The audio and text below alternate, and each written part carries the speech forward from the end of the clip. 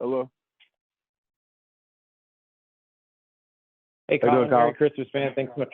Thanks so much for taking the time to join us today. Yeah. Merry Christmas. I appreciate it. So, can you give us just sort of your overall thoughts on the game last night and just the opportunity you've gotten maybe to review things since then? Yeah. I mean, obviously, tough loss. We got a lot of things we're gonna have to get corrected here late in the year, but it's obviously everything is a learning opportunity. So, in reviewing it, we did some things good. Obviously, and then obviously playing a really good team as well, in the Packers. So, yeah, it was. We got a chance to kind of look at it and just trying to take the positives from it and continue to move forward. How badly did you want that interception that you almost brought down? I mean, obviously, trying to make a difference in the game. So that would have been huge. And I was just trying to get another return. I don't know why. I don't know what it is about Monday night, but that seemed like when those things be trying to happen.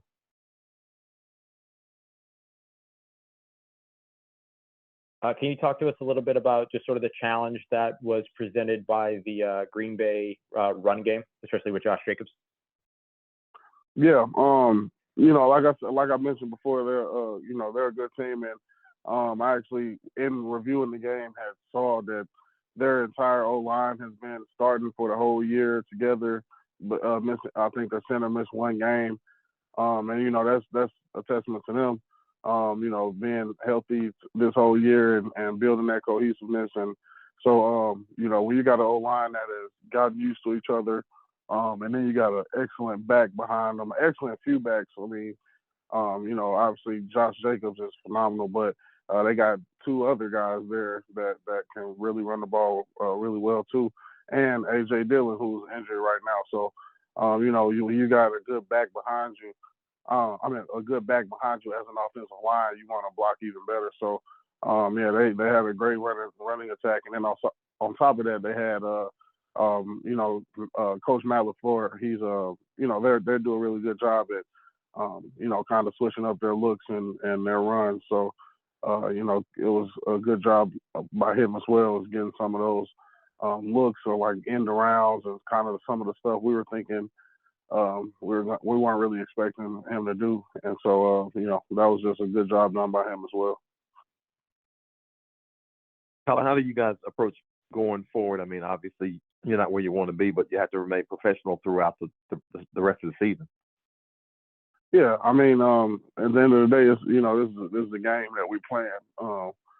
It's the same game that we've been playing since me personally, I was 8 or 9 years old. So, ain't much to it. Ain't much to it. Just go out there and I got two more opportunities to play in the football game, and you never take those for granted. Them be the last two football games that I play in my entire life. So, there's no doubt or question of what we are going to go do in the last two games. I mean, we're gonna go out there and play football, and then obviously this is opportunities for a lot of guys. This I say that your film is your resume, so we got two more opportunities to build our resumes, and I'm always about opportunity. That's something that I've been echoing my entire career, and will continue to echo until I'm done, is that I always try and take advantage of my opportunity. So, we're just gonna have to go out there and finish this year out strong, and I know I'm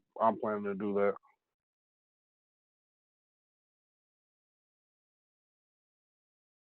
We were talking with Coach Rizzi earlier, and he was mentioning, Derek Carr kind of trying to work his way back, and we asked him a little bit about the potential motivation that he might have with the Raiders on the way. Is that something that you, as a teammate, take note of when there's something like that, like when Chase was going up against Washington, or the potential here for Derek to go up against the Raiders? Is that something that you guys as teammates kind of rally around? Yeah, absolutely. It's special. Even myself getting to go back and play my former team, it's just something that, obviously when you're about to go play up in those different places, you got to kind of ask you ask, well, I mean, that's going up to play in those places, but also just being familiar with the actual on-field play as well. Like playing against teams that guys have been on, especially if we're visiting the place, you want to ask them, hey, where should we go to eat, or where should we go do this and that. And then if they're coming into town, it's more of the personnel stuff like, is this guy, what is he good at? Is this a good run blocker, or pass blocker, whatever? And so obviously, a lot of eyes go to the former player of said team that we're going to be playing that week. And yeah, we all rally behind it because it's motivational and it's also a good source of information. Did you find yourself kind of circling that game when y'all went up to Kansas City when the schedule first came out? Of course. Like, those are the games you live for. I mean, I actually told Brazil, because I was coming off of injury in those weeks, and I told Brazil because I got to start that game, and I was like, he was all for it, and obviously being a good teammate, but I told him, like, one day, in the future, if you're not here in New Orleans and you come back to this Superdome, you're gonna understand, you know what I mean? And he was just like, he understood at that moment. So, like I said, being a great teammate, but yeah, you always circle those games. I mean, that's part of your life, your journey, in your career.